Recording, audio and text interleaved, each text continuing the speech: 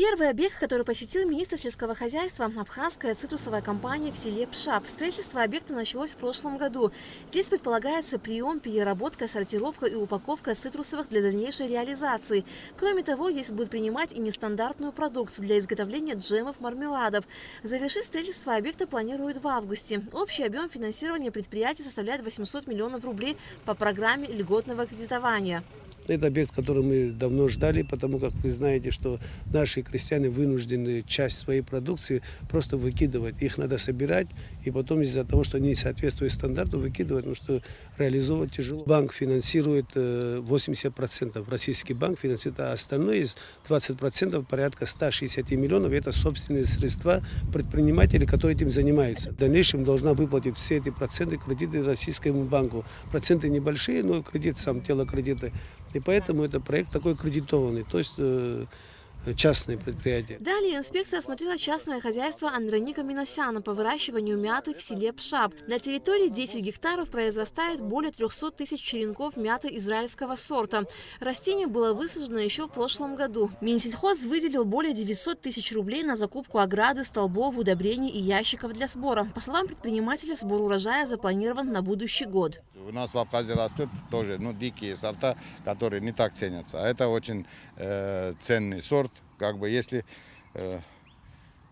что, удастся вывести его на такой промышленный уровень, я думаю, будет и нам хорошо, и республике хорошо. Сбор урожая, его вообще весной можно и осенью. А Абхазия чем лучше, вообще очень интересно зимой. Поздней осенью, когда уже, в других регионах не растет, холодно, а у нас она пока растет. Ухаживаем, что гербициды какие-то, которые его не трогают, это опрыскиваем, и удобрения. Желательно, конечно, орашивать, поливать его в такие жаркие месяцы. Здесь же, в селе Пшап, на территории в 1 гектар, САК Папазян выращивает клубнику 2 сортов – клери и премиум. Всего высажено 60 тысяч корней ягоды. По словам предпринимателя, урожай в этом году хороший. Минсельхоз 2 раза оказывала помощь предпринимателю. 6-й год занимаемся клубникой. Собрано около 5 тонн клубники в этом году. Ожидаемость еще около с 3 до 4 тонн. Министерство сельского хозяйства уделило помощь нам уже 2-й раз. Один в размере 1 миллиона рублей, 2-й раз 600 тысяч рублей на покупку корней. Первый раз у нас на покупку корней было и на минеральное удобрение. А в селе Кацикыт семья Тарасян уже 3 года занимается выращиванием ежевики, малины и клубники. В настоящее время собрано свыше 3 тонн клубники. Всего произрастает 18 тысяч корней 3 сортов. Малина 2 сортов – Маргарита и Маравелла. Ежевика сорта Black Jam.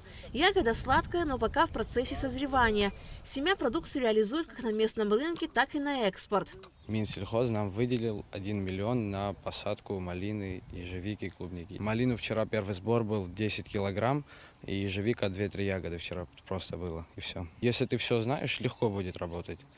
Но здесь обычно у нас работают люди с Гали, приезжают сюда. Просто в последнее время их здесь нету, потому что работы мало. Они приезжают по 20 человек.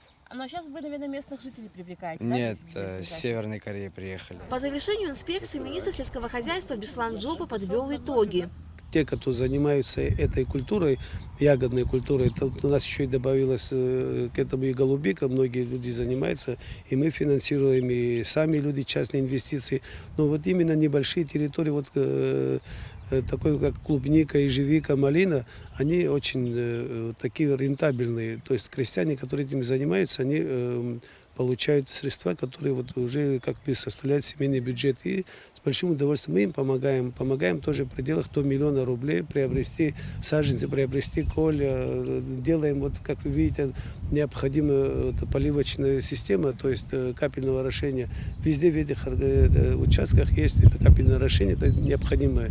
И поэтому у них все получается. Там, где мы были именно по этому направлению, я не видел проекта, где не получилось. На реализацию сельхозпроекта министерством выделяется 150 миллионов рублей в год. По словам Беслана Джопа данная сумма может охватить около 300 проектов сельчан. Количество желающих участвовать в программе с каждым годом растет, однако уложиться в 150 миллионов невозможно, и потому министерство будет обращаться в правительство с просьбой увеличить финансирование.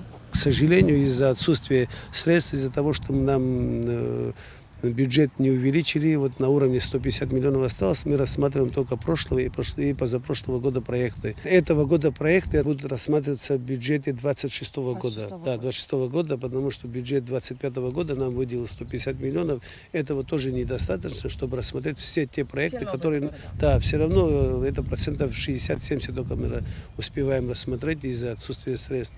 Но эти проекты тоже выделяются частично по направлениям, по селам. Первый год мы наоборот искали тех, кто будет участвовать. Но тогда, когда поняли люди, что это реальная помощь, и это не надо возвращать, а не в виде денег, а получать материалы, и можно начать свое дело на селе, у нас просто отбоя от людей нет. У нас каждый понедельник, вторник просто в приемных столько-то людей толпятся. И все люди, которые, вот посмотреть на их руки, это люди-труженики, которые не просто хотят что-то урвать или сделать, решить свои проблемы, а которые хотят начать вот работу, какое-то вот предприятие на селе. В целом, поездка Беслана Джопа в Глурыбский район продемонстрировала значительные успехи в реализации программы развития сельского хозяйства. Аля Катрапш, Алексей Агухава, Абхазское телевидение.